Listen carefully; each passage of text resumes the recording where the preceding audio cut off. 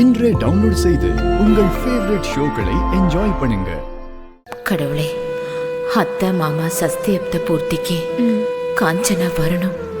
அவ வந்தாதான் சஸ்தியப்த பூர்த்தியே நடக்கும். ரெண்டு குடும்பமும் சீக்கிரமா ஒண்ணு சேரணும் கடவுளே.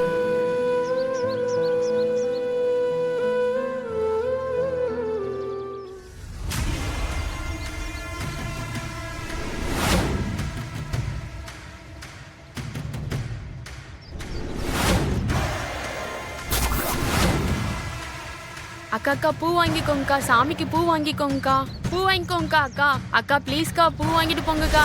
அக்கா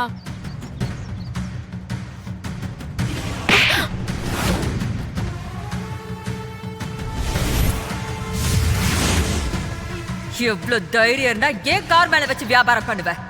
உன்னெல்லாம்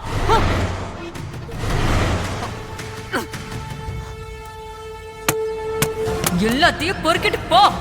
வந்துட்டான் வியாபாரம். காஞ்சனா,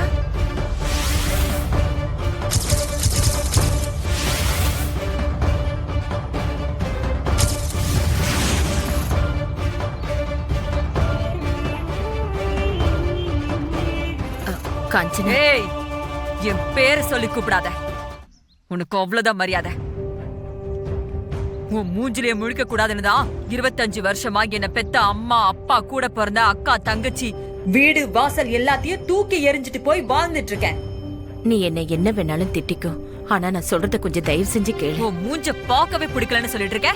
இதுல நீ சொல்றத காது கொடுத்து வேற கேட்கணுமோ? ஐயோ, நான் பண்ணது எல்லாமே தப்புதான். அதுக்காக என் மேல இருக்க கோவத்தை அத்தை மாமா மேல காமிக்காத.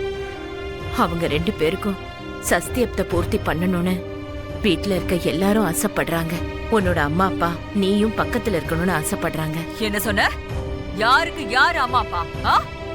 அன்னைக்கு என் அண்ணன் உன்னை மாலை கழுத்துமா வீட்டுக்கு கூட்டிட்டு வந்தப்போ நீ வந்தா நான் வீட்டை விட்டு போவேன்னு சொன்ன. பெத்த பொண்ணு என்ன பத்தி கூட கவலைப்படாம உனக்கு ஒரு புருஷனுக்கு தானே சப்போர்ட் பண்ணாங்க.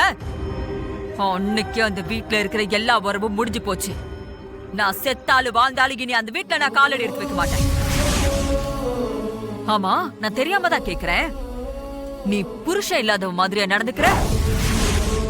நல்லா பூவும் போட்டு தாலியெல்லாம் போட்டுக்கிட்டு மினுக்கிற? நீ எல்லாம் என்ன ஜென்மமா? செக். இன்னொரு தடவை என்ன அங்க இங்கன்னு பாத்துட்டு எங்கேயாவது உரிமை கொண்டாடலான்னு நினைச்ச மரியாதை கெட்டு போயிடும். பாத்துக்கோ.